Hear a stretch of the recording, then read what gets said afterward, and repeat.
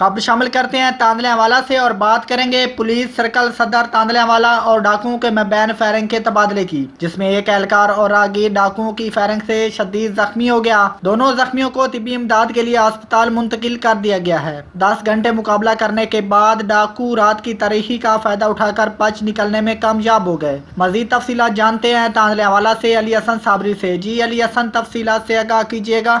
जी, एक तरफ जिला फैसलाबाद की पुलिस और दूसरी तरफ एक डकैत जिसने आज सारा दिन जिला भर की पुलिस की भारी नफरी का मुकाबला किया। थानागढ़ फतेहशाह के इलाका 621 गाबे के करीब 3 नामालूम मुसल्ला मोटरसाइकिल सवार मुलजमान ने डकैती की एक वारदात की, जिसके बाद दूसरी वारदात के लिए वो दफ्तर मोड़ था वट्टू चौक कारपेट रोड पे आए, जहाँ पे अल बहादुर फीडर के करीब एक शहरी से मोटरसाइकिल छीना और नकदी छीनी।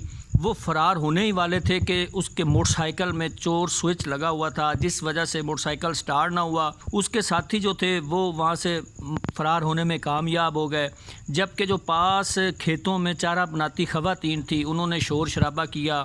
उनके शोर शराबा करने पर आवाम इकट्ठा होना शुरू हो गई। मुलजिम भाग कर जो है वो करीबी फसल कमाद में जा घुसा। फिर सारा दिन फैसलाबाद भर की पुलिस थी और वो वाहिद मुलजिम 30 बोर पिस्टल के साथ पुलिस का मुकाबला करता रहा। मुलजिम इंतहाई चालाकी और हिकमत अमली के तहत रात की तारीकी का फ़ायदा उठाकर बिल आखिर भाग निकलने में कामयाब हो गया। याद रहे, इसी इलाका में जराइम पेशा अफराद की मौजूदगी की इतला भी हमने दी पुलिस हुकाम को, जिस पर इलाका में सर्च ऑपरेशन हुआ, मगर वो भी शकूक व शुबात की नज़र हो गया। जी।